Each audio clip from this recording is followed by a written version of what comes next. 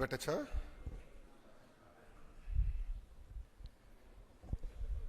మీరందరూ ఫోన్లో సైలెంట్ పెట్టండి స్వామి.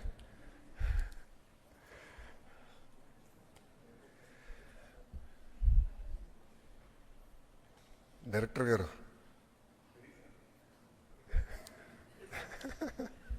ఓకే, మీడియా మిత్రులందరికీ నా నమస్కారం.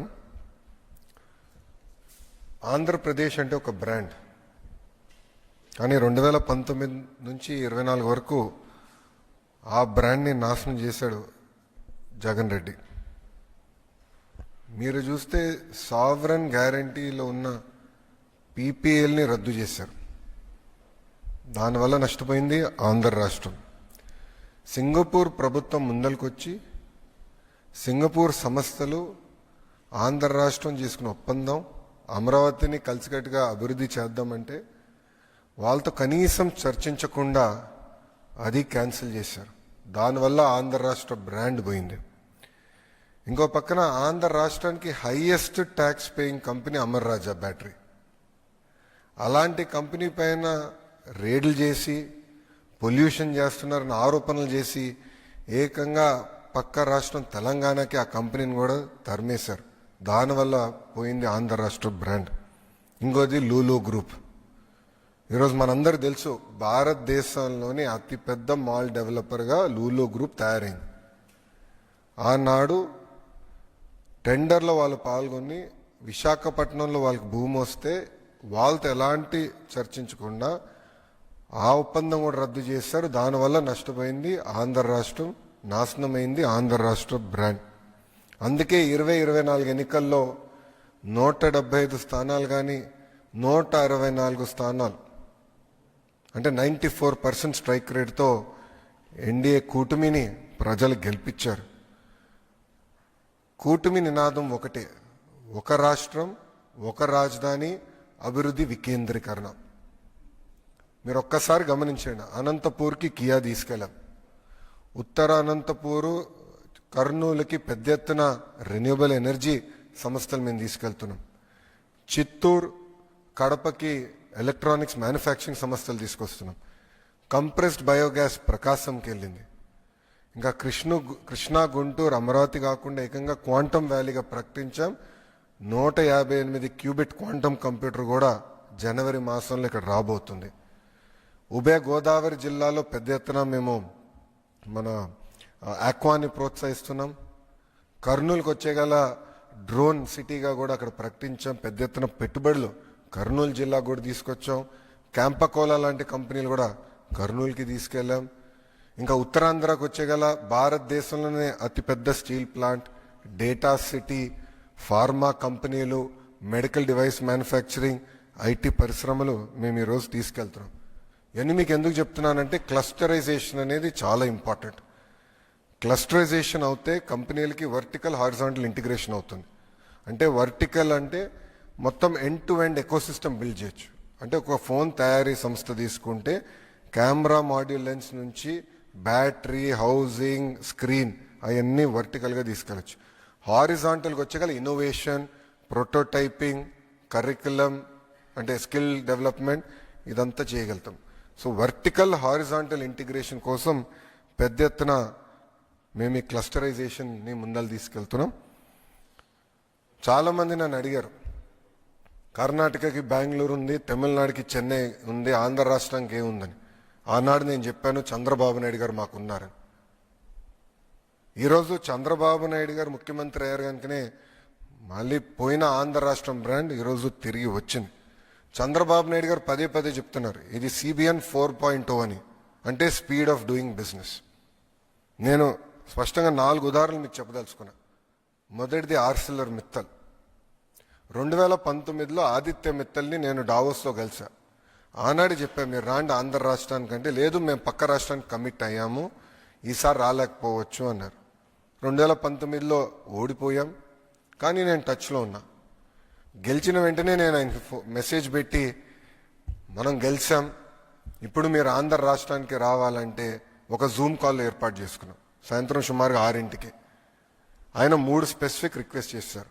దాంట్లో ఒకటి NMDCతో ఒప్పందం కావాలి మాకు, MOU అంటే రా మెటీరియల్ టైఅప్ కావాలి, మార్కెట్ ప్రైస్ మేము కడతాం, కానీ ఎంఓయు కావాలి, స్లర్రీ పైప్ లైన్ ద్వారా రా మెటీరియల్ తీసుకురావాలి, ఇది ఒక్కటి మీరు చేయించుకెళ్తే మేము వస్తాం అని వాళ్ళు చెప్పారు. అది నేను పొద్దున గౌరవ ముఖ్యమంత్రి గారితో చర్చించిన తర్వాత ఆయన గ్రీన్ సిగ్నల్ ఇస్తే వాళ్ళు చెప్పాను, మీరు ఓకే అని చెప్పండి ఆంధ్ర రాష్ట్రానికి, మీ ప్రాజెక్ట్ మన ప్రాజెక్ట్ అవుతుంది, నేనేం తీసుకొస్తాం, అది మా బాధ్యత అని చెప్పాను. ప్రధానమంత్రి గారితో 3 సార్లు ఈ విషయం గౌరవ ముఖ్యమంత్రి చంద్రబాబు నాయుడు గారు చర్చించారు.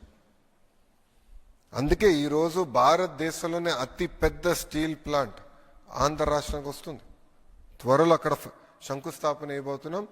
2029 ఎన్నికలు వెళ్ళే లోపల కమర్షియల్ ప్రొడక్షన్ కూడా వస్తుంది. రెండో ఉదాహరణ డేటా సిటీ. పెద్ద ఎత్తున hyper scalers, data centres Andhra రాష్ట్రంలో ఏర్పాటు చేయాలంటే వారు భారతదేశంలోనే ఏర్పాటు చేయాలంటే వాళ్ళకి కొన్ని సందేహాలు ఉన్నాయి. అంటే data security, lawful interception, place of permanent establishment, retrospective taxation లాంటి కొన్ని కీలకమైన ఇష్యూస్ ఉన్నాయి. అది ఒక సంస్థతో మేము డిస్కషన్కి వెళ్ళినప్పుడు ఈ 4 మీరు రిజాల్వ్ చేయండి, ప్రాజెక్ట్ మేము విశాఖపట్నంలో పెడతామని చెప్పారు. అది నేను గౌరవ ముఖ్యమంత్రి గారు నేను కలిసికట్టుగా బాధ్యత తీసుకుని నేను ఐటీ మంత్రితో కోఆర్డినేట్ చేస్తే గౌరవ ముఖ్యమంత్రి గారు ఫైనాన్స్ మంత్రి గారితో కోఆర్డినేట్ చేసి భారతదేశంలోని ఈరోజు అది అతిపెద్ద ఇన్వెస్ట్మెంట్ అవుతుంది డేటా సెంటర్స్లో. మూడో ఉదాహరణ టాటా గ్రూప్.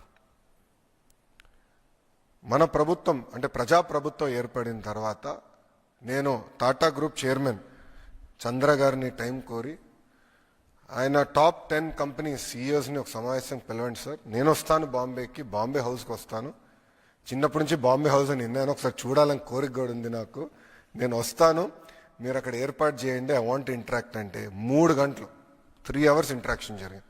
టాటా పవర్, అదేవిధంగా air India, Tata electronics, TCS, వీళ్ళతో డిస్కషన్ జరిగింది. ఆ 3 గంటలు కొన్ని ఒప్పుకున్నాం. రెన్యూబుల్ ఎనర్జీలో 7 గిగావాట్ల పెట్టుబడి వాళ్ళు చేస్తారని, టీసీఎస్ విశాఖపట్నానికి తీసుకొస్తారని. అదొక బాధ్యతగా ఒక పట్టుదలతో ఏ రాష్ట్రం ఇవ్వని విధంగా 99 పైసలకి 20 ఎకరాలు, సుమారుగా 20 ఎకరాలు మేము టీసీఎస్కి ఇచ్చాం. అది మాకున్న కమిట్మెంట్. ఇది ఎందుకు చేశామంటే అసలు విశాఖపట్నం ఐటీ మ్యాప్లో లేదు, ఐటీ మ్యాప్లోకి తీసుకెళ్ళాలంటే ఒక షాక్ ఇవ్వాలి సిస్టమ్, కానీ నేను చేశాను. దెన్ కాగ్నిసెంట్ గురించి కూడా మారదాం. నేను డావోస్కి వెళ్ళినప్పుడు డావోస్లో కాగ్నిసెంట్ సీఈఓని కలిసా. వాళ్ళ బూత్కి గౌరవ ముఖ్యమంత్రి గారు నేను వెళ్ళి అక్కడ మాడుతుంటే నాకు కంపెనీ కొంచెం సందేహం ఉంది వీళ్ళు అని. అప్పుడు వాళ్ళ సీఈఓని నేను పక్క తీసుకెళ్ళి ఒకటే చెప్పా, మీరు వైజాగ్ రండి, మీకు భూమి 99 పైసలు నేను ఇస్తానని. ఆయన నమ్మలా, ఇది అవుతుందా, ఇది సాధ్యమా అని. చేసి చూపించే బాధ్యత నాదని చెప్పా. ఎప్పుడైతే టీసీఎస్కి చేసి చూపించామో కాగ్నిసెంట్ వచ్చింది. ఎస్, వీళ్ళు ఇచ్చిన మాట మీద నిలబడుతున్నారని వాళ్ళు వస్తాం జరిగింది. ఈరోజు కూటమి ప్రభుత్వ లక్ష్యం ఒకటే, 20 లక్షల ఉద్యోగాలు మేము కల్పించాలని. ఈరోజు అనేక రాష్ట్రాలు, దేశాలతో ఆంధ్ర రాష్ట్రం పోటీ పడుతుంది. అందుకే ఒక టీసీఎస్ కానివ్వండి, కాగ్నిసెంట్ కానివ్వండి, మనకి ఏఎన్ఎస్ఆర్ కానివ్వండి, Sattva, LG Electronics, NTPC, Reliance, Data City, Arcelor Mittal, ఇలా అనేక పరిశ్రమలు. అంటే 2014 నుంచి 24 వరకు జరిగిన ఒప్పందాల కన్నా మొన్న జరిగిన 14 నెలల ఒప్పందాలు ఎక్కువ, వాల్యూ ఎక్కువ, ఉద్యోగాలు కూడా ఎక్కువ కల్పిస్తున్నాం. అంటే ఒక పట్టుదలతో ఈరోజు కూటమి ప్రభుత్వం పనిచేస్తుంది. ఇంకా సింగపూర్ ప్రభుత్వంతో అయితే చంద్రబాబు నాయుడు గారికి ఉన్న అనుబంధం 1995 నుంచి ప్రారంభమవుతుంది. ఆనాడు లీక్వాన్ యూతో మొదలైన ప్రయాణం ఈ రోజున్న గౌరవ ప్రధానమంత్రి లారెన్స్ వరకు కూడా ఆ అనుబంధం ముందరికెళ్తుంది. అధికారంలో ఉన్నా అధికారంలో లేకపోయినా సింగపూర్ ప్రభుత్వం గౌరవ ముఖ్యమంత్రి గారిని ఎప్పుడు ఒక రెస్పెక్ట్ అనేది ఇస్తూ జరుగుతుంది. అందుకే సింగపూర్ డెలిగేషన్లో గౌరవ ముఖ్యమంత్రి గారి నాయకత్వంలో నారాయణ్ గారు, టీజీ భరత్ గారు, నేను, అదేవిధంగా 5 ఐఏఎస్ అధికారులు మేము వెళ్ళాం. మా ప్రధాన లక్ష్యం రికార్డ్ని స్ట్రెయిటన్ చేయాలని. ఇది ఎందుకు నేను చెప్తున్నానంటే కనీసం వాళ్ళతో మాట్లాడకుండా ఏకపక్షంగా ఒప్పందాలు రద్దు చేసి అవినీతి ఆరోపణలు చేసి ఆ సింగపూర్ కంపెనీని పంపించేశారు. ట్రాన్స్పరెన్సీలో సింగపూర్ దేశం టాప్ 5 కంట్రీస్లో ఉంటుందండి. అవినీతి అనే పదం అక్కడ ఉండదు, ఆ డిక్షనరీలో ఉండదు. ఇన్వెస్టిగేషన్ అనేది కూడా వాళ్ళకి ఉండదు ఆ డిక్షనరీలో. అలాంటి దేశం పైన కావాలని అవినీతి ముద్ర వేసడానికి ప్రయత్నించారు. వాళ్ళు చాలా బాధపడ్డారు. దీనివల్ల నష్టపోయింది ఆంధ్ర రాష్ట్రం కాదు, భారతదేశం నష్టపోయింది. మన రెప్యుటేషన్ పోయింది. అందుకే రికార్డ్ స్ట్రైటన్ చేసేదానికి మేమందరం కలిసికట్టుకు వెళ్ళాం. సింగపూర్ ప్రెసిడెంట్ షణ్ముగరత్నం గారిని ఏకంగా కలిసాం. Senior minister Lee Hsien Loong గారిని కూడా మేము కలిసాం. Minister of manpower Tan See Leng, home minister Shanmugam గారిని, ఎంఓఎస్ దినేష్ వాసుదాస్ గారిని కూడా మేము కలుస్తాం జరిగింది. 4 రోజుల్లో గౌరవ ముఖ్యమంత్రి గారు 26 1-on-1 మీటింగ్లు పెట్టుకున్నారు. దాంతోపాటు ఫీల్డ్ విజిట్స్ కూడా చేశారు. నేను కూడా స్వయంగా 19 1-on-1 మీటింగ్లు పెట్టుకున్నాను. సుమారుగా 16 రౌండ్ టేబుల్స్ ఫీల్డ్ విజిట్స్ కూడా మేము చేస్తాం జరిగింది. టువాస్ పోర్ట్ కానీ, బిదాద్రి హౌసింగ్ ఎస్టేట్ కానివ్వండి, జురాంగ్ పోర్ట్ కానీ, సింగపూర్ స్పోర్ట్స్ స్కూల్ కూడా మేము సందర్శిస్తాం జరిగింది. IT, electronics, defence, food processing, drones, green energy, ports, data centres, semi conductors, real estate సంబంధించిన వర్టికల్స్ కూడా మేము అక్కడ ఉన్న కంపెనీలతో కూడా మేము చర్చిస్తాం జరిగింది. సింగపూర్కి సావరెన్ ఫండ్స్ ఉంది. అంటే జిఐసి తమసేక్ అనేది సింగపూర్ సావరెన్ ఫండ్. అంటే సింగపూర్ ప్రభుత్వం ఆ కంపెనీస్లో పెట్టుబడి పెట్టి వాళ్ళ ద్వారా ప్రపంచవ్యాప్తంగా ఇన్వెస్ట్మెంట్స్ చేస్తారు. మన దేశంకి వచ్చగల ఎయిర్టెల్లో వాళ్ళకి ఇన్వెస్ట్మెంట్ ఉంది. అదేవిధంగా క్యాపిటల్ ల్యాండ్ అంటే హైదరాబాద్లో పెద్ద ఎత్తున వాళ్ళు రియల్ ఎస్టేట్ డెవలప్మెంట్ చేసే సంస్థ, దాంట్లో కూడా వాళ్ళు పెట్టుబడి ఉంది. వాళ్ళ కంపెనీలు కూడా మేము కలుస్తాం జరిగింది. ఒక అండర్స్టాండింగ్తో 5 ఏళ్ళలో 45,000 కోట్ల పెట్టుబడి ఆంధ్ర రాష్ట్రానికి తీసుకొస్తామని మేము ఒక ఒప్పందం కుదిరించుకున్నాం. రెస్పాన్స్ అనేది వాళ్ళ దగ్గర నుంచి అద్భుతంగా ఉంది. ఇదంతా యువతకి గుడ్ న్యూస్, జగన్కి బ్యాడ్ న్యూస్. ఈరోజు కూడా మీరు చూస్తే చంద్రబాబు నాయుడు గారు పదే చెప్తున్నారు, జగన్ అనే వ్యక్తి క్రిమినలైజేషన్ ఆఫ్ పాలిటిక్స్ చేస్తున్నాడు. మేమందరం అహర్నిశలు కష్టపడుతున్నాం. గౌరవ ముఖ్యమంత్రి గారు అయితే సింగపూర్లో 8 ఆయన మీటింగ్లు మొదలు పెడితే రాత్రి 11:30 వరకు మీటింగ్లు నిర్వహిస్తున్నారు. అంటే ఆంధ్ర రాష్ట్రానికి పెట్టుబడులు తీసుకురావాలి, యువతకి ఉద్యోగాలు ఉపాధి తీసుకురావాలని ఆయన అహర్నిశలు కష్టపడుతున్నారు. ఆయన అంత కష్టపడుతుంటే మేము కనీసం ఇంకో గంట ఎక్కువ కష్టపడాలని మేమందరం పరిగెడుతున్నాం. గౌరవ ముఖ్యమంత్రి గారితో పోటీ పడాలని ప్రతి మంత్రి మేము పరిగెత్తాం. ఇదంతా జరుగుతున్న సమయంలో ఒక వ్యక్తి, మురళీకృష్ణ అని ఒక వ్యక్తి సింగపూర్ ప్రభుత్వానికి ఈమెయిల్ పంపించాడు. అక్కడున్న మంత్రులందరికీ, అధికారులందరికీ, సింగపూర్ హై కమిషనర్తో సహా ఆ వ్యక్తి ఈమెయిల్ పంపించాడు. ఆంధ్ర రాష్ట్రంలో అన్స్టేబుల్ గవర్నమెంట్ ఉంది, రేపో మాపో ప్రభుత్వం మారిపోతుంది, మీరు ఆంధ్ర రాష్ట్రంతో ఒప్పందాలు చేసుకోవద్దు అని క్లియర్గా అతను చెప్పారు. మేము అందరం ఆశ్చర్యపోయాం, మరి ఇంత కష్టపడుతున్నాం, పెట్టుబడులు తీసుకొద్దామని మేము ప్రయత్నిస్తాం, ఎవర్రబ్బాయి ఈ వ్యక్తిని మేము చెక్ చేస్తే ఏకంగా ఆ వ్యక్తి పెద్దిరెడ్డి రామచంద్రారెడ్డి కంపెనీ పిఎల్ఆర్ కన్స్ట్రక్షన్స్లో పనిచేస్తున్న వాళ్ళతో అనేక సార్లు మాట్లాడారు. వైకాపాకి చెందిన మాజీ ఎమ్మెల్యేలతో కూడా అతను మాట్లాడాడు. మొత్తం రికార్డు మా దగ్గర ఉంది. అంటే వాళ్ళు ఒక వ్యక్తిని ప్రోత్సహించి అతని చేత ఒక ఈమెయిల్ పెట్టిస్తే ఇవన్నీ ఆగిపోతాయి, అభివృద్ధి జరగదు, అప్పుడు తిప్పి మమ్మల్ని తిట్టచ్చు, అభివృద్ధి జరగలేదని ప్రయత్నం చేస్తున్నాడు Jagan Reddy. This is criminalization of politics. TCS లాంటి సంస్థకి మేము 99 పైసల్లో భూమి ఇస్తే ఎందుకండి వీళ్ళకి అంత ఏడుపు? కోర్టులో కేసేస్తారు. ఒక సంస్థని ముందలు పెట్టి కోర్టులో కేసేసి సీజే గారు బెంచ్ మీద వచ్చేటట్టు చూసుకుంటే చేసి స్టే ఇవ్వమని కోరుతారు. సీజే గారు అక్షంతలు వేసి, అవును తప్పేంటి, టీసీఎస్కి ఇస్తే తప్పేంటి, మీకెందుకు ఇబ్బంది, ఉద్యోగాలు వస్తున్నాయి మీకేంటని చెప్పి పక్కన పడేశారు.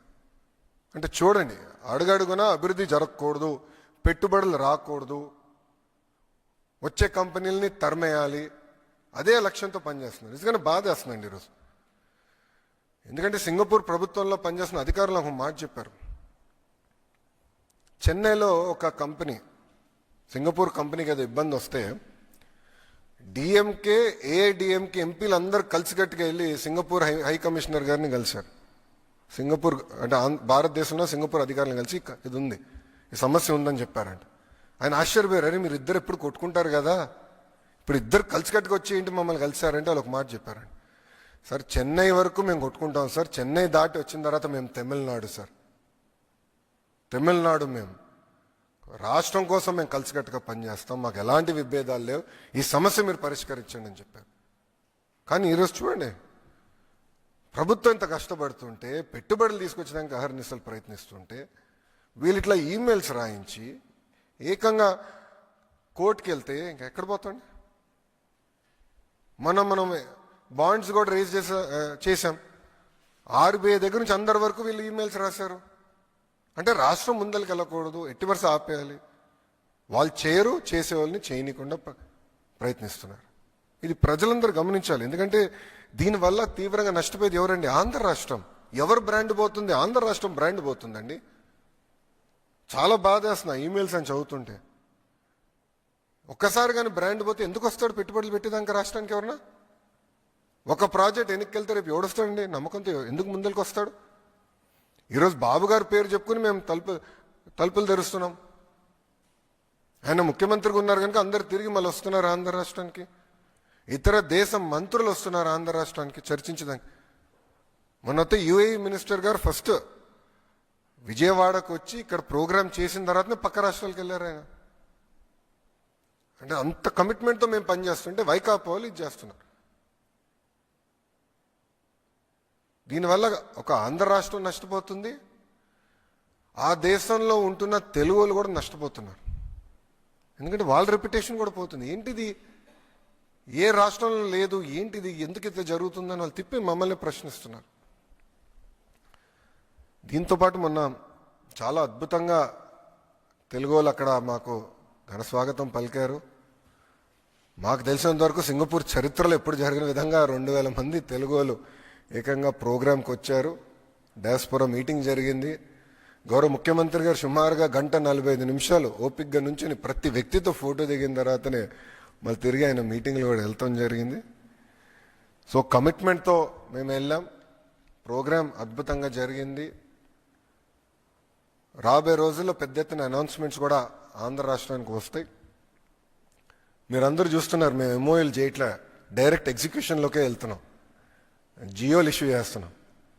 ఎందుకంటే speed of doing business. MoU time waste అని నా థియరీ. అంటే 1 డే 2 డేస్ కూడా ఎందుకు టైం వేస్ట్ చేయాలి? మొన్న కొన్ని కంపెనీలకు ఎట్లా పనిచేసాం మీకు చెప్పాలి. మొన్న ఐటీ సంస్థలకి ఒకరోజు ఫస్ట్ డే ఎస్ఐపిసి పెట్టారు, సెకండ్ డే ఎస్ఐపిబి పెట్టారు, థర్డ్ డే క్యాబినెట్కి తీసుకొచ్చాం. 3 రోజుల్లో డ్యూ ప్రాసెస్ ఫాలో అయ్యి చట్టాన్ని మొత్తం పాటించి మేము చేసాం. ఎందుకు చేసాం?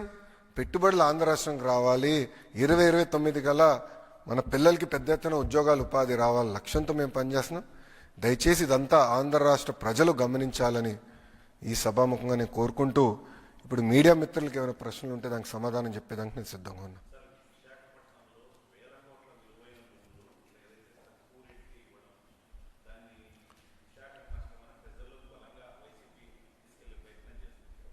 నేను భారతీ సిమెంట్స్కి ఇవ్వలేదే, హెరిటేజ్ ఫుడ్స్కి ఇవ్వలేదే. ఎవరికి ఇచ్చా? ఒక టీసీఎస్కి ఇచ్చా, కాగ్నిసెంట్కి ఇచ్చా, అతిపెద్ద డేటా సిటీ కోసం ఇచ్చా. తప్పేంటి? ఉద్యోగాలు ఉపాధి కల్పించేదానికి నేను కష్టపడుతున్నా. ఇప్పుడు ఇదే లాజిక్ తీసుకుందాం. నాకు ఈ 99 పైసల ఐడియా ఎక్కడి నుంచి వచ్చింది? గౌరవ ప్రధానమంత్రి గారి దగ్గర నుంచి వచ్చింది.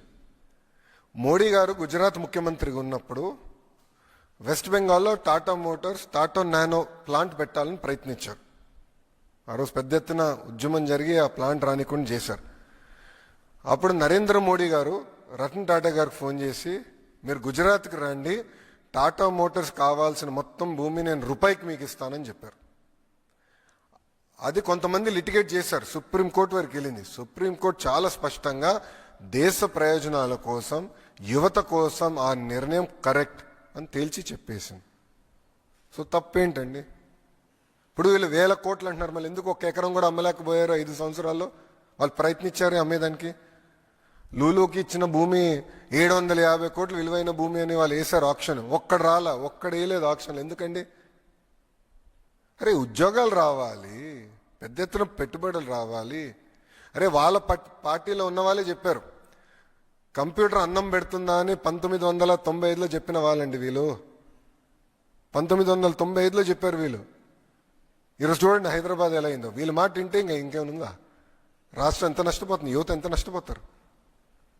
సో మనం కష్టపడుతున్నాం, పెట్టుబడులు తీసుకొస్తాం, ఒక లక్ష్యంగా పెట్టుకుని ఒక వార్ ఫుటింగ్లో పెట్టుకున్నాం, అహర్నిశలు మేము కష్టపడుతున్నాం.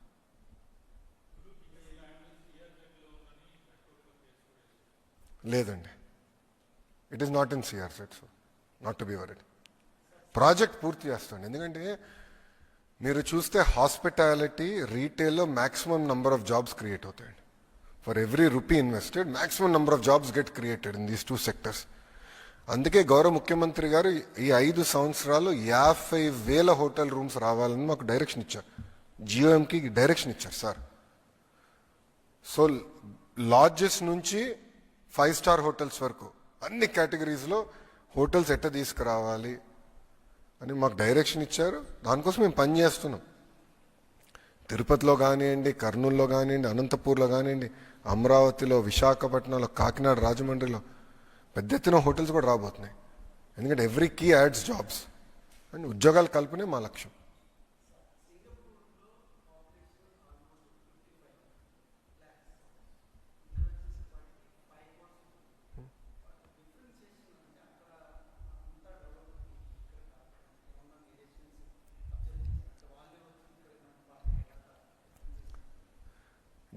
డిఫరెన్సియేషన్ ఏంటి చెప్పాలి? ప్రభుత్వ కొనసాగింపు. స్వాతంత్రం నుంచి అక్కడ ఒకే ఒక ప్రభుత్వం ఉంది. అప్స్ ఉంటాయి, డౌన్స్ ఉంటాయి నంబర్స్లో, కానీ ఒకే ఒక ప్రభుత్వం ఉంటుంది. ఆ ప్రభుత్వం కొనసాగింపు వల్ల పాలసీస్ కొనసాగుతాయి, ఇన్వెస్టర్స్కి కాన్ఫిడెన్స్ వస్తుంది. పెట్టుబడులు పెట్టేదానికి వస్తే ఎస్ ఈ ప్రభుత్వం ఉంటుంది, చాలా క్లియర్గా డైరెక్షన్ ఇస్తున్నారు, ఎస్ వీళ్ళు ఉంటారన్న భరోసా ఉంటుంది. ఈరోజు ఏమైంది? ఆంధ్ర రాష్ట్రంలో 5 సంవత్సరాలు టీడీపీ ఉండే, మేము చెప్పాం, కంపెనీలు తీసుకొచ్చాం. 5 సంవత్సరాలు వేరే ప్రభుత్వం వచ్చింది, ఉన్న కంపెనీలు తరిమేసినాయి. ఇప్పుడు మేము ఎక్కడికి వెళ్తే వాళ్ళు ఒకటే అడుగుతున్నారు, మీరు గ్యారంటీ ఇస్తారా జగన్ అధికారంలోకి రాడని వాళ్ళు అడుగుతున్నారు. ఎందుకంటే మేము అందరూ నష్టపోయాం గతంలో, మళ్ళీ అతను రాడని మీకు గ్యారంటీ ఇస్తారా అని అడుగుతున్నారు. సో ప్రభుత్వం కొనసాగింపు అనేది చాలా చాలా అవసరం. ఈరోజు భారతదేశం ఇంత స్పీడ్గా ముందరికి వెళ్తుందంటే, ఇతర దేశాలతో పోల్చితే ఇంత స్పీడ్గా ముందరికి వెళ్తుందంటే దానికి కారణం కేంద్రంలో continuity of government. The end goal is very clear, Viksit Bharat. $30 trillion economy మేము అవ్వాలి అని గోల్ పెట్టుకున్నారు, పని చేస్తున్నారు. భారతదేశంలో కూడా మేము గోల్ పెట్టుకున్నాం, $2.4 ట్రిలియన్ ఎకానమీ. ఒక గోల్ పెట్టుకుని పనిచేస్తే, ప్రభుత్వం కొనసాగింపు అనేది ఉంటే పెద్ద ఎత్తున పెట్టుబడులు వస్తాయి, ఇన్వెస్టర్కి కాన్ఫిడెన్స్ వస్తుంది. ఇప్పుడు సింగపూర్ గురించి మాట్లాడుతున్నాం, చైనా కూడా అభివృద్ధి అయింది కదా. ఎంత పెద్ద దేశం, ఎంత పెద్ద పాపులేషన్ ఉంది, ఆల్మోస్ట్ 1.3 బిలియన్ పాపులేషన్, అభివృద్ధి చెందారు కదా. సో ప్రభుత్వం కొనసాగింపు అనేది చాలా చాలా అవసరం, ఇది ప్రజలు గమనించాలి.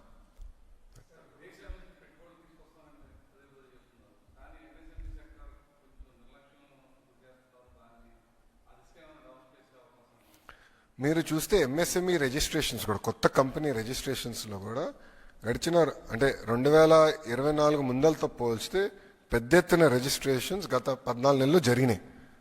ఉద్యోగాలు కూడా వచ్చినాయి, ఇన్సెంటివ్స్ కూడా వచ్చే సెప్టెంబర్ మాసంలో మేము విడుదల చేస్తున్నాం. 100% ఎంఎస్ఎంఈస్కి ఇతర సంస్థలు కూడా ఇన్సెంటివ్స్ అని విడుదల చేస్తున్నాం. గౌరవ ముఖ్యమంత్రి గారు మమ్మల్ని చాలా స్పష్టంగా ఇన్సెంటివ్స్ పైన కూడా కొంచెం సందేహాలు ఉన్నాయి.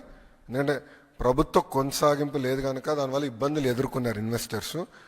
దానికి ఒక మోడల్ ఏర్పాటు చేయమని మాకు కూడా చెప్పారు. అంటే ఒక గ్యారంటీ, మీ ఇన్వెస్టర్కి మేము ఇన్సెంటివ్స్ గ్యారంటీ చేస్తే అది సావరెన్ గ్యారంటీ లాగా ఉండాలి, ఒక మోడల్ వర్కౌట్ చేయండి అని మాకు చెప్పారు. అది మేము ఆల్రెడీ ఈ ట్రిప్లో టీజీ భరత్ గారు నేను డిస్కస్ చేశాము. మేము హోప్ఫుల్లీ ఇంకొక 1 మంత్లో ఒక మోడల్ తీసుకొచ్చి క్యాబినెట్కి తీసుకెళ్తాం.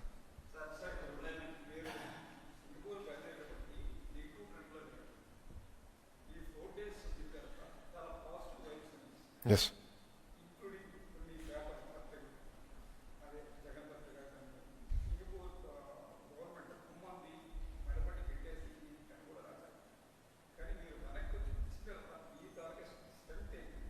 అంటే మీరు చూస్తే ఒక మంత్రి గారిని కలిసిన తర్వాత ఆయన ఒక ఫేస్బుక్ పోస్ట్ పెట్టారు. 2019లో ఏకపక్షంగా ఒప్పందాలు రద్దు చేశారు అని ఆయన పెట్టారు. అధికారంలో ఎవరు ఉండేయండి అప్పుడు? వైకాపా ప్రభుత్వం కాదా?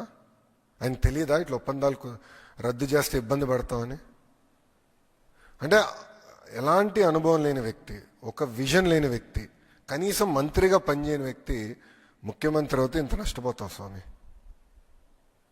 ఆయన ఎంతసేపు నాకెంత అని ఆలోచించిన వ్యక్తి తప్ప ప్రజలకి మంచి చేద్దాం, అభివృద్ధి చేద్దాం, ఉద్యోగాలు కల్పిద్దాం, పెట్టుబడులు తీసుకొద్దాం అని ఏనాడైనా ఆలోచించలేదు. 5 సంవత్సరాలు చెప్పుకునే స్థాయి ఒక కంపెనీ వచ్చిందా మనకి? ఏనాడైనా ఆంధ్ర రాష్ట్రం గురించి ఒక్కరన్నా మాట్లాడారండి 5 సంవత్సరాలు? నేను అసూయపడేవాడండి. అరే తమిళనాడుకి వెళ్ళిపోతున్నాయి కంపెనీలు, తెలంగాణకి వెళ్ళిపోతున్నాయి కంపెనీలు, 5 సంవత్సరాలు ఇంత నష్టపోతున్నాం ఏంటని చాలా బాధపడ్డాడు. అరే ఉన్న కంపెనీలు పంపించే కదా, అమర్రాజాని పంపించే. ఇట్లనే హెరిటేజ్ని కూడా ఇబ్బంది పెడితే వాళ్ళు వెళ్ళి పక్క రాష్ట్రంలో పెట్టుబడి పెట్టారు 5 సంవత్సరాల్లో. ఇక్కడ చేయనట్లేదు. కంపెనీలు రాష్ట్రం కోసం ఆగవండి, వెళ్ళిపోతాయి. వాళ్ళు కూడా కమిట్మెంట్స్ ఉంటాయి. చంద్రబాబు నాయుడు గారు వెళ్ళి చాలా స్పష్టంగా మేము మీతో ఉన్నాం, అయిపోయింది, కలిసికట్టుగా పనిచేద్దాం, ఒక అద్భుతమైన రోడ్ మ్యాప్ ఏర్పాటు చేసుకుందాం, ఫ్రేమ్వర్క్ పెట్టుకుందాం, ఆ ఫ్రేమ్వర్క్కి కొంచెం చట్టబద్ధత కూడా కల్పిద్దాం, కలిసికట్టుగా పనిచేద్దాం, మళ్ళీ ఆగిపోయిన అభివృద్ధిని ముందరికి తీసుకెళ్దాం అని చాలా స్పష్టంగా డిస్కస్ చేశారు. వాళ్ళు కూడా ముందరికి వచ్చి ఒక అమరావతి కాదు రాష్ట్రంలో కూడా మొత్తం రాష్ట్రంలో మేము కలిసికట్టుగా అభివృద్ధి చేద్దాం. వేరే ప్రాజెక్ట్స్ అంటే ఇప్పుడు మీకు స్పెషల్ ఎకనామిక్ జోన్స్ కానివ్వండి, పోర్ట్స్ కానివ్వండి, ఇవన్నిట్లో కలిసికట్టుగా చేద్దామని వాళ్ళు ముందరికి వచ్చారు. సో గతంలో అమరావతి ఉండేది, ఇప్పుడు అమరావతి కాదు, అమరావతి కూడా చేద్దాం. ఇప్పుడు వరల్డ్ బ్యాంక్ కూడా వచ్చారు, ముగ్గురు కలిసి చేద్దామని ఒప్పుకున్నాం. అమరావతి కాకుండా ఇతర ప్రాంతాలు కూడా అభివృద్ధి చేద్దామని నిర్ణయం తీసుకున్నాం. మీరే చూస్తారు కదా, మీరే చూస్తారు.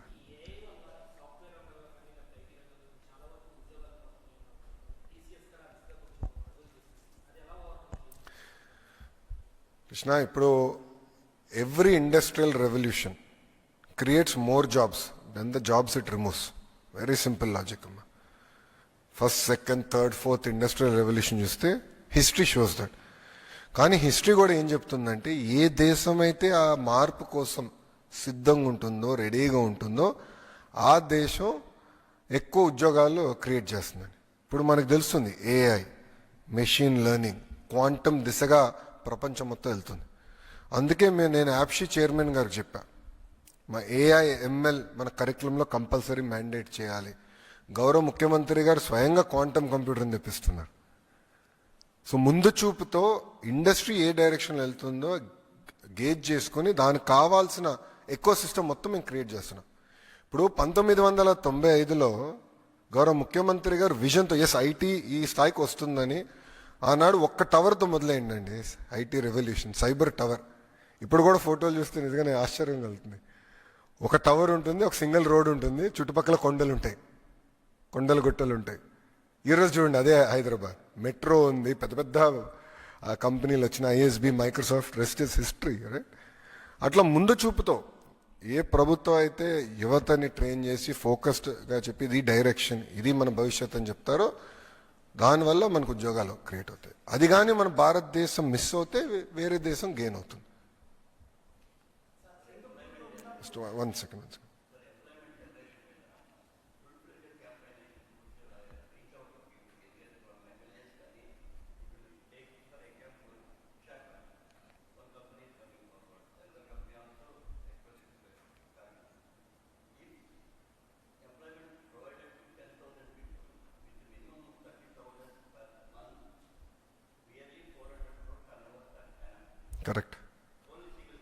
కరెక్ట్.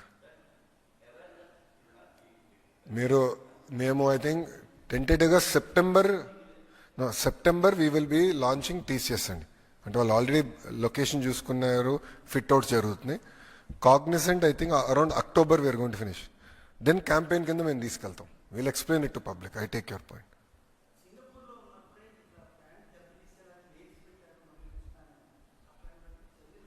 100% చాలా కఠినమైన యాక్షన్ ఉంటుంది.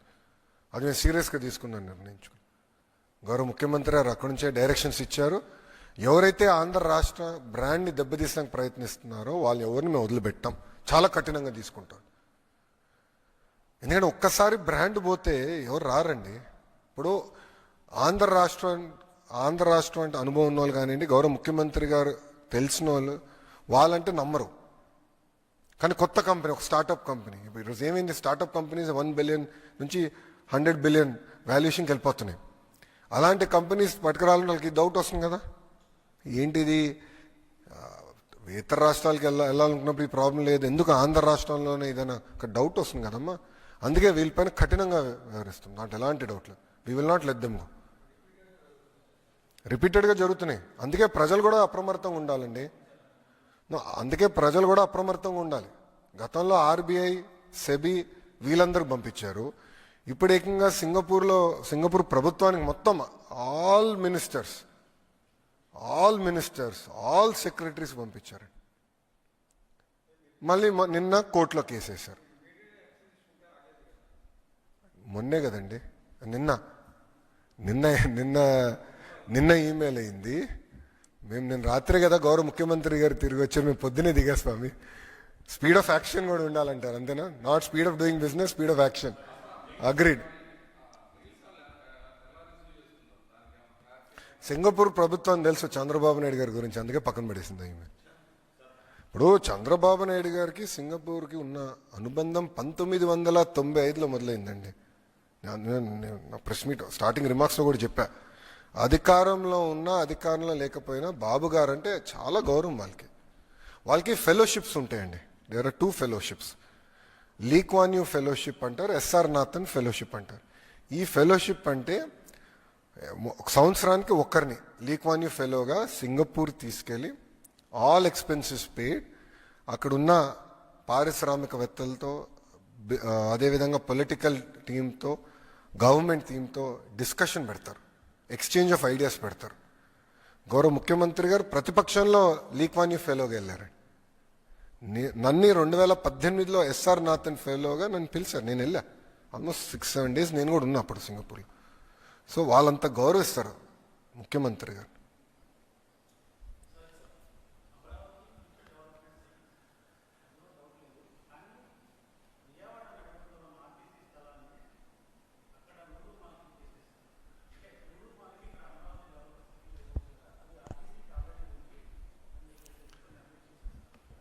అభివృద్ధికి అబ్జెక్ట్ చేసే వాళ్ళు కొంతమంది మాడుతూనే ఉంటారు సార్. ఇప్పుడు ఈరోజు పాపులేషన్ ఎక్కడ ఎక్కువ ఉందండి? యాజ్ ఆఫ్ టుడే విజయవాడలో ఉంది. దేనికి వాడని భూమి తీసుకెళ్ళి ఇస్తాలో తప్పేంటి? ఇప్పుడు ఇదే మాట నేను ఇన్నుంటే హెచ్సిఎల్ వచ్చేది కాదు స్వామి. ఇదే మాటగా నేను ఇన్నుంటే హెచ్సిఎల్ వచ్చేది కాదు.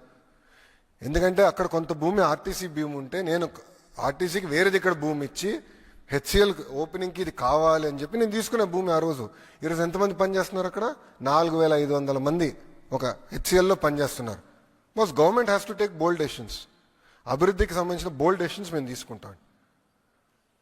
1995లో బాబు గారు అంత బోల్డ్ డెసిషన్స్ తీసుకున్నారు అనుకునే హైదరాబాద్ ఈరోజు ఈ స్థాయికి వచ్చిందండి. అరే చాలా మంది ఎగతాలు చేయలేదా అన్నాడు. శంషాబాద్కి 5000 ఎకరాలు ఎందుకని? ఈరోజు చూడండి, ఒక్కసారి వెళ్ళి చూడండి ఆ ఎయిర్పోర్ట్ని. One of the best airport in the country అండి అది. Today also I'm very proud. బెంగళూరుతో పోల్చిన, చెన్నై వదిలేసేయండి దారుణంగా ఉంటుంది, బట్ బెంగళూరుతో పోల్చిన, ఇతర ఎయిర్పోర్ట్తో పోల్చిన Hyderabad is one of the best airport. ఇంకొక 100 సంవత్సరాలు వాళ్ళకి కావాల్సిన ఎక్స్పాన్షన్ మొత్తం అక్కడే చేసుకోవచ్చు. ఈరోజు బెంగళూరు ఏంటి, ఎయిర్పోర్ట్ ఫుల్ అయిపోయింది, వేరే ఎయిర్పోర్ట్ కట్టుకోవాలంటున్నారు. 2 ఒకేసారి మొదలైన కదా పనులు. That is vision. ఒక విజన్ ఉన్న నాయకుడు ఏంటంటే రాబోయే 100 సంవత్సరాలకి అవసరం ఏంటని ఆలోచించి చేస్తారు. దానివల్లనే కదా ఈరోజు ఔటర్ రింగ్ రోడ్ ఎవరు డిజైన్ చేశారు? అప్పుడు చంద్రబాబు నాయుడు గారు కదా. మెట్రో ఎవరు డిజైన్ చేశారు? చంద్రబాబు నాయుడు గారు కదా అన్నాడు. ఈరోజు చూడండి ఎంత ఉపయోగపడుతుందో తెలంగాణకి. హైదరాబాద్ అదృష్టం ఏంటంటే బాబు గారి దగ్గర నుంచి తర్వాత కూడా ఏ ముఖ్యమంత్రి అయినా, రాజశేఖర రెడ్డి గారు అయి ఉండొచ్చు, రోసయ్య గారు అయి ఉండొచ్చు, కిరణ్ కుమార్ రెడ్డి గారు అయి ఉండొచ్చు, కేసీఆర్ గారు కూడా అయి ఉండొచ్చు. అందరూ హైదరాబాద్ని అభివృద్ధి చేసిన వాళ్ళే. జగన్ లాగా అభివృద్ధి ఆపిన వాళ్ళు కాదు. That is the luck, greatest luck of Hyderabad అండి. మన దౌర్భాగ్యం ఏంటంటే ఇలాంటి పులివెందల ఎమ్మెల్యే ఉంటాం మనకి.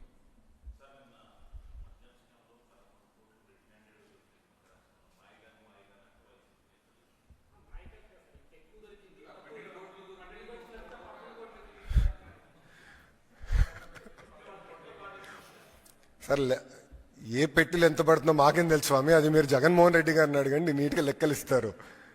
ఇప్పుడు నేను ఒకటే అండి, మన ప్రజలందరూ ఒక్కసారి గుండెపైన చేయబెట్టుకుని ఆలోచించాలి.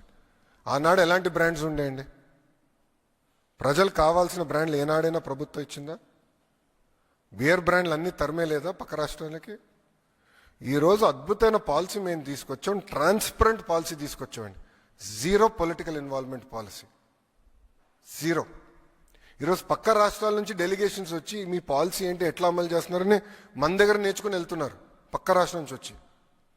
Transparent policy. లిక్కర్ విషయంలో మొదటి రోజు నుంచి మేము ఆందోళన చేసాం.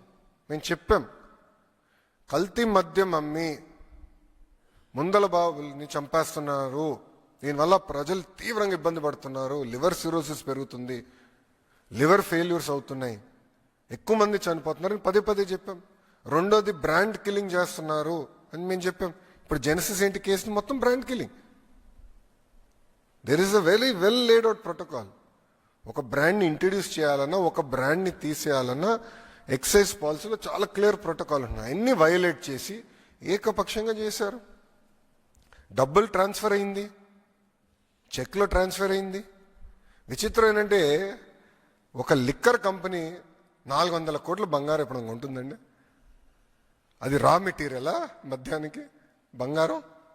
400 కోట్లు అంటే మాకున్న ఇప్పటి వరకు బయటకు వచ్చింది. ఇంకెంతుందో, ఇంకా 5 సంవత్సరాల రికార్డులు కదా, టైం పడుతుంది.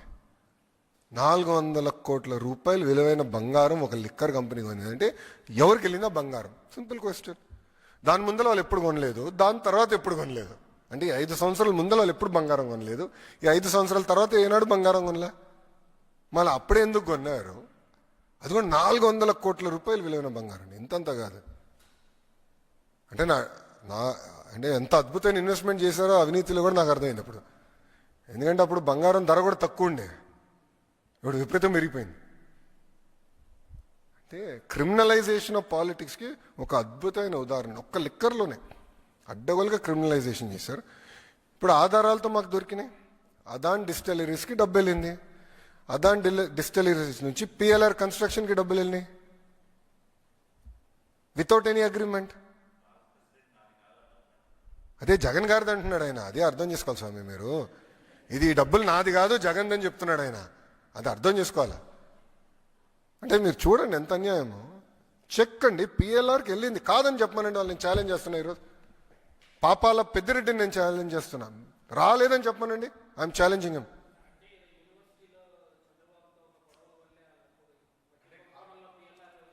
సార్ డబ్బులు వెళ్ళినాయా లేదా? అవినీతి సొమ్ము. సార్ పిఎల్ఆర్ అనేది ఒక కరప్ట్ కంపెనీ నంబర్ 1. వాళ్ళ బిజినెస్ ఏంటి? కన్స్ట్రక్షన్. లిక్కర్ కంపెనీ నుంచి డబ్బులు ఎందుకు వెళ్ళినాయి నాకు చెప్పండి sir, please tell me. Liquor company నుంచి పిఎల్ఆర్కి డబ్బులు ఎందుకు వెళ్ళినాయి? Straight question. వాళ్ళేం కోర్ బిజినెస్ కాదు కదా అది. ఆ డబ్బులు ఎందుకు వెళ్ళినాయి చెప్పమనండి. పాపాల పెద్దిరెడ్డిని నేను ఛాలెంజ్ చేస్తున్నా. నిజంగానే అంత కక్ష ఉంటే 2014 నుంచి 19 మధ్యలో వీళ్ళు బయట తిరిగే పరిస్థితి ఉండేదా స్వామి? తప్పు చేశారు, యాక్షన్ తీసుకున్నాం, దేర్ ఇస్ ద మ్యాటర్.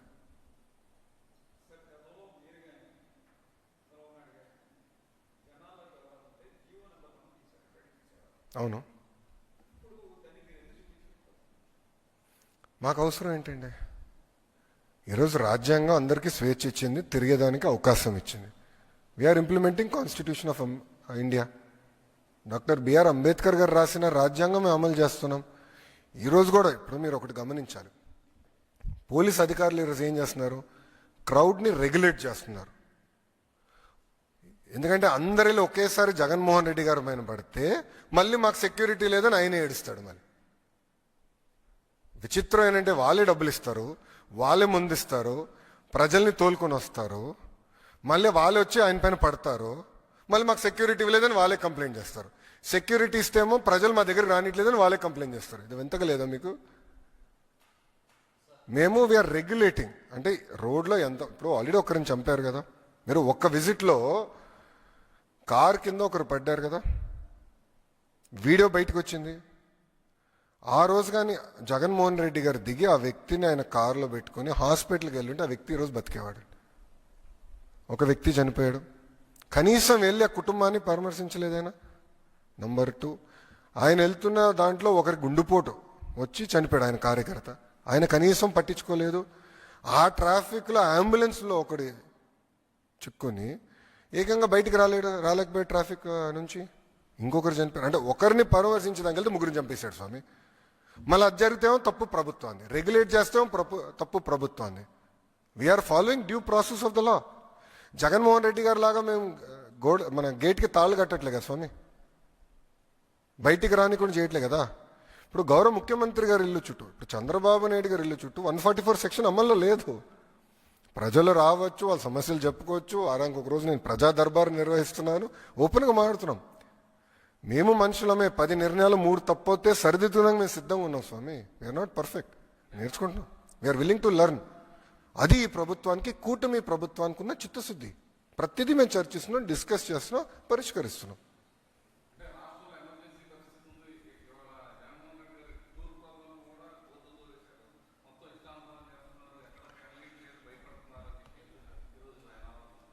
భయ్యా, కన్స్ట్రక్షన్ ప్రాజెక్ట్లో వాళ్ళేదో మట్టి తీస్తే అది ప్రభుత్వానికి సంబంధం ఎట్లవుతుందండి? మీరు విజువల్ చూసారు, అది అక్కడ కన్స్ట్రక్షన్ జరుగుతుంది, వాళ్ళు వేరే దానికోసం మట్టి తీశారు. వాళ్ళకి ఏదో పైప్ లైన్ వేయాలని వాళ్ళు మట్టి తీస్తే అది తీసుకొచ్చి మా పైన రుద్దుతారు. నంబర్ 1. నంబర్ 2, ఎమర్జెన్సీ లాంటి వాతావరణం ఉంటే జగన్మోహన్ రెడ్డి గారి ఇంటి నుంచి బయట అడుగు పెట్టేదాకా ఉంటుందండి అవకాశం. చంద్రబాబు నాయుడు గారు ప్రతిపక్షంలో ఉంటే ఇదే గేట్కి తాళగట్టారండి, తాడుగట్టారు. రానిలే మమ్మల్ని బయటికి. ఈరోజు జగన్మోహన్ రెడ్డి గారు హాయిగా తిరుగుతున్నాడు కదా, ప్రతిపక్షంలో ఉన్న ముఖ్యమంత్రి స్థాయిలో హెలికాప్టర్స్ గిర్రని తిరుగుతున్నాడు కదబ్బా. అమరావతి నుంచి నెల్లూరుకి హెలికాప్టర్లో వెళ్ళాడు, చౌంటబట్ల దిగాడు, హాయిగా ఏసీ బండి ఎక్కాడు, వెళ్ళాడు, వచ్చాడు. మళ్ళీ అక్కడి నుంచి హెలికాప్టర్లో జంప్ బెంగళూరు, ఫినిష్. హెలికాప్టర్లు తిరుగుతున్నాడు, పర్మిషన్లు ఇస్తున్నామే, మేము భద్రత కల్పిస్తున్నామే. మళ్ళీ పోలీసులు పెడితేమో ఎక్కువ మంది పోలీసులు పెట్టాడని మళ్ళీ ఆయన అంటాడు, పెట్టబోతేమో ఎవడు పెట్టలేదు అంటాడు. విచిత్రం ఏంటంటే, ఒక మాట చెప్తానండి. మొన్న ఒక హెలికాప్టర్లో వచ్చాడు ఆయన, దిగి వాళ్ళ మనుషులే ప్రజల్ని ఇట్టి రమ్మని వీడియోలు చూపిస్తున్నారు. వాళ్ళు వచ్చి హెలికాప్టర్ని ధ్వంసం చేశారు, అద్దం పగలగొట్టారు తెలుసా వైకాపా కార్యకర్తలు. పాపం హెలికాప్టర్ లీజింగ్ కంపెనీ వాడు ఓన్ గొడవ 16 లక్షలు నాకు బొక్కరా పోయి అద్దం పగలగొట్టాడు ఈడని. ఎంత అన్యాయం అండి. అంటే పిలుస్తున్నారు, వాళ్ళు పైలట్ చెప్పాడండి ఇన్వెస్టిగేషన్లో, ఇట్లా పిలుస్తున్నారండి, రాండి రాండి రాండి అని. ఆపితేమో ఆపారంటారు. ఇప్పుడు ప్రతిపక్ష అంటే మాజీ ముఖ్యమంత్రి పులివెందుల ఎమ్మెల్యే ఈరోజు బయటికి వెళ్తే ఎనీవేర్ బిట్వీన్ 1000 నుంచి 3000 మంది పోలీస్ సోదరులు ఓడిపోయి వస్తున్నారు. ముఖ్యమంత్రి గారు వెళ్తే కూడా అంత భద్రత ఇవ్వట్లేదు మేము. మళ్ళీ రెగ్యులేట్ చేస్తేమో ఆపారంటారు, రెగ్యులేట్ చేయకపోతేమో వదిలేదు. రేపు వదిలేమంటారా? సూటిగా వాళ్ళని అడుగుతున్నా. 1000 మంది ఎవరు ఉండరు రేపు ఆయన ప్రోగ్రామ్, హాయిగా వెళ్ళిపోతారు. ఏమైనా జరిగితే మాది బాధ్యత కాదు. ఒప్పుకుంటాడా వాళ్ళు? చెప్పండి. ఎందుకు ఈ గోళ్ళంతా? స్ట్రైట్. అరే ఎంతమంది మనుషులు చంపుతారండి ఒక ట్రిప్లో? నాకు అర్థం అవ్వదు. ఈరోజు కూడా ఒక పోలీస్ సోదరుని కొట్టారు వాళ్ళు, ఫ్రాక్చర్ అయింది పోలీస్ సోదరు చెయ్యి. అంటే ఎంత అన్యాయమో చూడండి. ప్రతిపక్షంలో మేము వెళ్ళాం, ఏనాడైనా మేము దాడి చేసామా? వి ఫాట్, గట్టిగా వార్నింగ్ ఇచ్చాం. కానీ ఇట్లా మేము మా సొంత కార్యకర్తలు ఏనాడు చంపలా. అది కాదు మాకున్న సంస్కారం. తల్లి పైన కేసు గెలిచిన తర్వాత సంబరాలు చేసుకునే ఏకైక కొడుకు జగనేమో. అసలు తల్లి పైన ఎవరన్నా కేసు పెడతారండి? చెల్లి పైన ఎవరన్నా కేసు పెడతారా? 2021, 22లో గిఫ్ట్ డీడ్ అండి అది. తల్లికి గిఫ్ట్ డీడ్ కింద ఇది ఇచ్చారని చెప్పి ఇచ్చినట్టుగా లాగేసుకున్నాడు.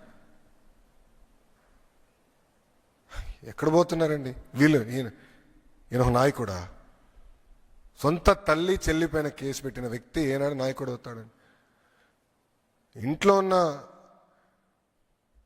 తల్లికి చెల్లికి న్యాయం చేయలేనోడు రాష్ట్రంలో ఉన్న మహిళలకి న్యాయం చేయగలుగుతాడా? నేను సూటిగా ప్రశ్నిస్తున్నా.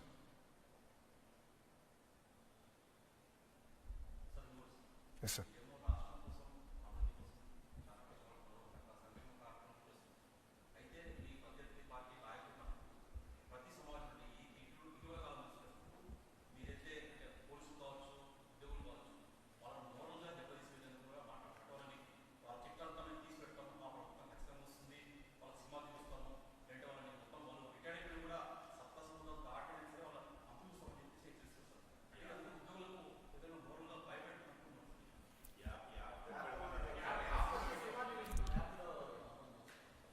వింతే ఒక మాట చెప్తానండి, చట్టాన్ని ఎవరిని ఉల్లంఘిస్తే వాళ్ళపైన యాక్షన్ తీసుకునేది కూటమి ప్రభుత్వమే. ఎవరన్నా కానీ చట్టాన్ని ఉల్లంఘిస్తే మేమే యాక్షన్ తీసుకుంటాం. మా ప్రభుత్వంలో ఎవ్వరూ చట్టాన్ని ఉల్లంఘించరు. Not under the leadership of Chandrababu Naidu గారు. I'm very clear. సో ఎవరికి ఎలాంటి ఇబ్బంది ఉండదు. రాష్ట్రాన్ని హాయిగా అభివృద్ధి చేసుకుంటూ ముందరికి వెళ్దాం. కెపాసిటీ కూడా చాలా బిల్డ్ చేయాలి. ఇటు ఐఏఎస్లో కానీ ఐపీఎస్లో కెపాసిటీ బిల్డింగ్ కూడా చాలా చాలా అవసరం. బిల్డ్ చేసి ఫారిన్ ఎక్స్పోజర్ విజిట్స్ కూడా చాలా చేయాల్సిన అవసరం ఉంది. ఒక అవగాహన రావాలి. ఎందుకంటే మేమే ఆశ్చర్యపోయామండి. టూఎస్ పోర్ట్కి వెళ్ళాం, కొత్త పోర్ట్ సింగపూర్ది. టూఎస్ పోర్ట్కి వెళ్ళాం, అసలు ఎంత టెక్నాలజీ వాడారో మేము ఆశ్చర్యపోయాం. అన్బిలీవబుల్ టెక్నాలజీ వాడేశారు. అంటే they are ready, future proof అయిపోయారు వాళ్ళు. వాళ్ళకి విజన్ ఉంది, 2040 గల అన్ని పోర్ట్లు మూసేసి టూఎస్ పోర్ట్కి మొత్తం 100% షిఫ్ట్ అవ్వాలి. సిస్టమేటిక్గా చేస్తున్నారు, ఒక విజన్తో పనిచేస్తున్నారు. అది మనకు చాలా చాలా అవసరం రాష్ట్రానికి. అంటే ఒక డైరెక్షన్ ఉంటేనే మనం పని చేయగలుగుతాం. బ్లైండ్గా వెళ్తే చాలా ఇబ్బంది పడతాం. సో కెపాసిటీ బిల్డింగ్ కూడా చాలా చాలా అవసరం. అది మేము చేస్తాం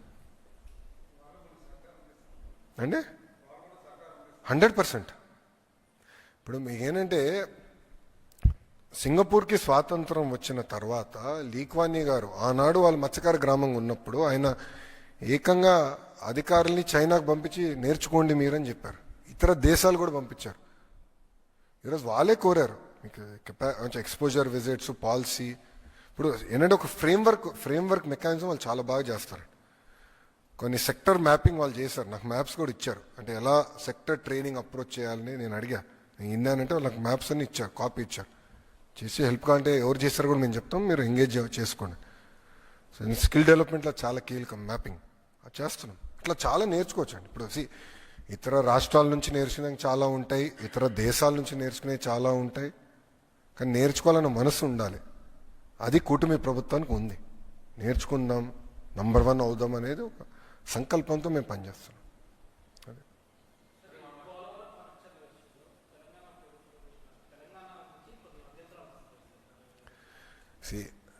తెలుగు వాళ్ళ కోసం పెట్టిన party Telugu Desam party.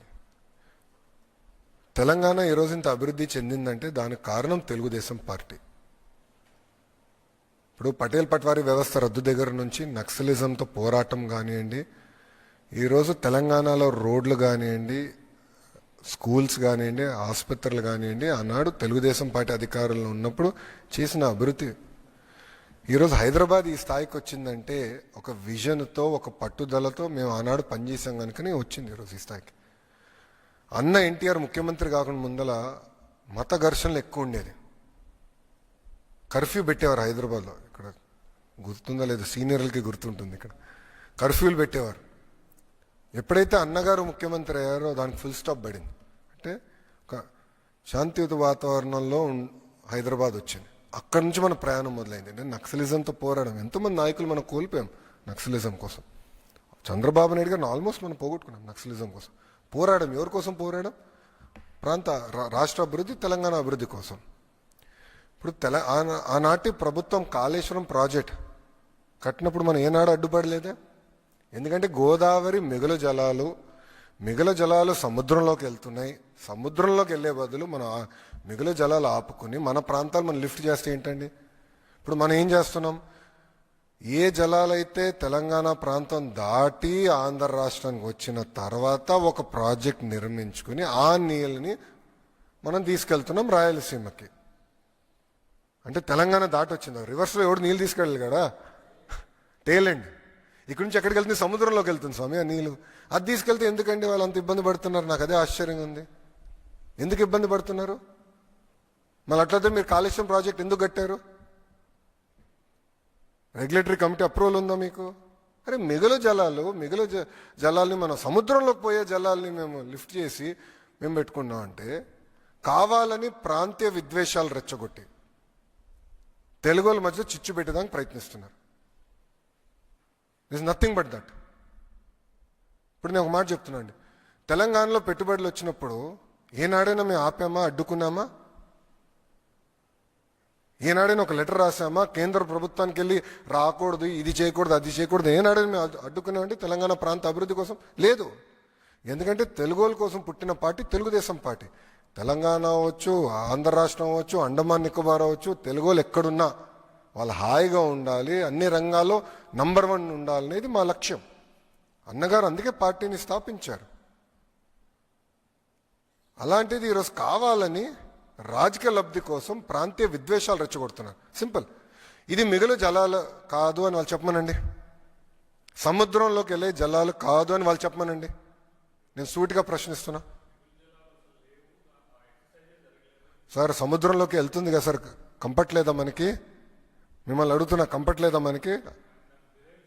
No 1 second. మనకు కంపట్లేదా? మిగులు జలాలు సముద్రంలోకి వెళ్తుంది, నంబర్ 1. నంబర్ 2, ప్రాజెక్ట్ ఎక్కడ కడుతున్నాం? తెలంగాణ భూభాగమా, ఆంధ్ర భూభాగమా? ఆంధ్ర భూభాగం. ఆంధ్ర ఎక్కడుందండి? ఆఫ్టర్ తెలంగాణ కదండి. గోదావరిలో ఆంధ్ర కమ్స్ లిటరలీ టేల్ అండి. ఆంధ్ర రాష్ట్రం తర్వాత ఇంకే రాష్ట్రం లేదు, సముద్రం ఉంది మనకి. కరెక్ట్. ఇక్కడ కడితే వాట్ ఈస్ ద ప్రాబ్లం? సముద్రంకి వెళ్ళే నీళ్ళు మేము ఆపుతున్నాం. మళ్ళీ కాళేశ్వరం ఎందుకు కట్టారు వాళ్ళు? స్టడీ చేసి కట్టారా? Straight question I'm asking. అక్కడ ఒక రూల్, ఇక్కడ ఒక రూలా? అంటే ప్రాంతీయ విద్వేషాలు రెచ్చగొడతాం కాదండి. ప్రాంతీయ విద్వేషాలు రెచ్చగొట్టి రాజకీయ లబ్ధి పొందాలనే కదా వీళ్ళ స్ట్రాటజీ ఇది. Why will accept that? ఎందుకు ఒప్పుకోవాలి? మేము మాట్లాడతాం. We have right to talk. Telugu వాళ్ళ కోసం ఉందండి Telugu Desam party. We have right to talk.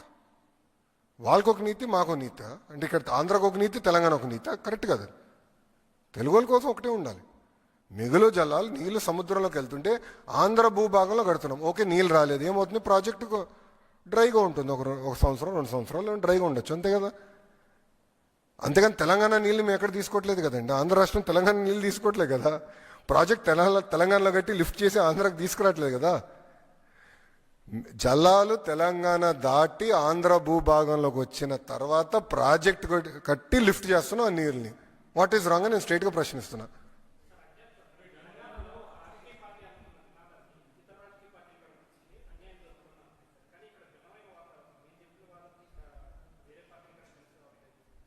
అది మాడదాం, డిస్కస్ చేద్దాం. మీరు అడిగారు కనుకనే నేను స్పందించే దీనిపైన మాట్లాడతాం. 100% మాట్లాడాలి. చర్చ జరగాలండి, తప్పే ఉంది. ఎప్పుడు చర్చ జరగాలనేది నేను కోరుకునే వ్యక్తి. అది మీరు వాళ్ళని అడగాలి, నన్ను అడుగుతామండి స్వామి.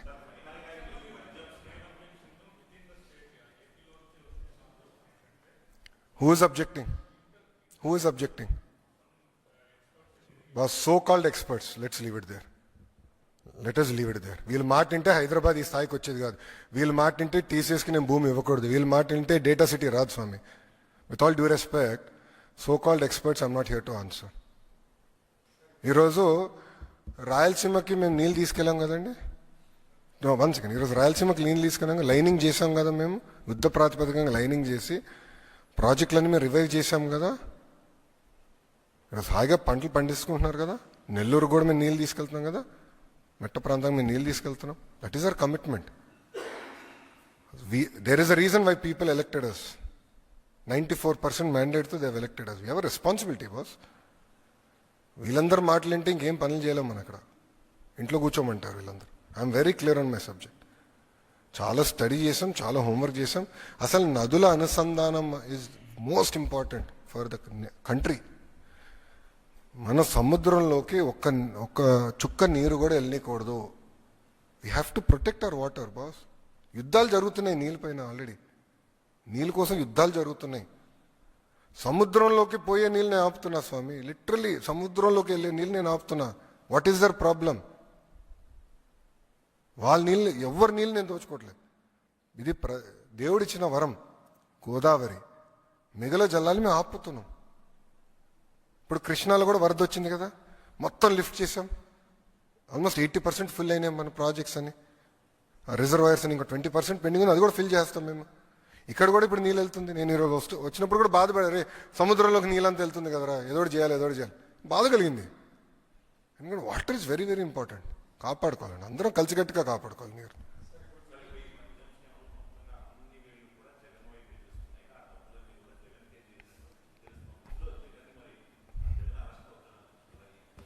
చట్టం దాన్ని పని చేసుకుంటూ వెళ్తుందండి.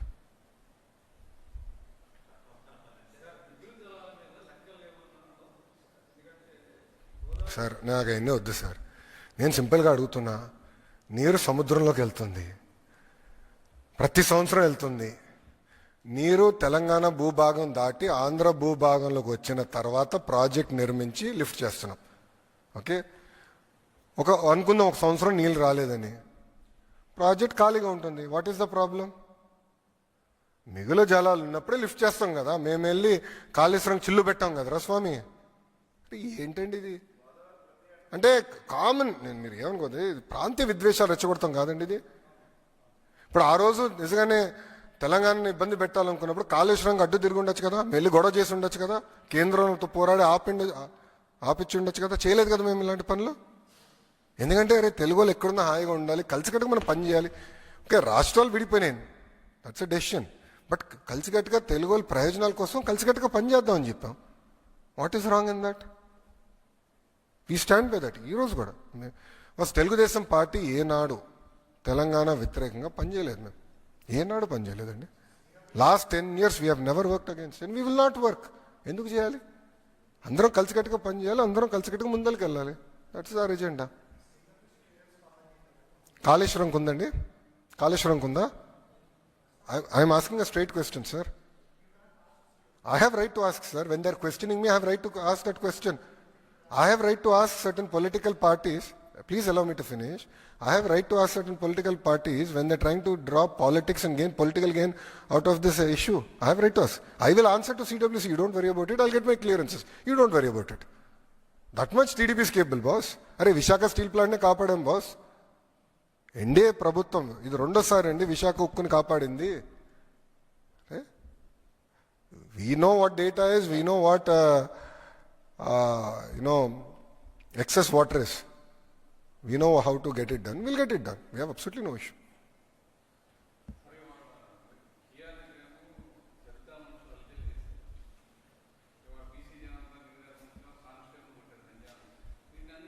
ఆల్రెడీ యాక్షన్ తీసుకున్నాండి. నంద్యాలలో జరిగిన ఇన్సిడెంట్ పైన ఆల్రెడీ ఎఫ్ఐఆర్ కట్టాం, యాక్షన్ తీసుకుంటాం. ఎవరు చట్టాన్ని ఉల్లంఘించడానికి లేదు, ఏ పార్టీ అయినా చట్టాన్ని ఉల్లంఘించడానికి లేదు. We will take firm action, no second thoughts.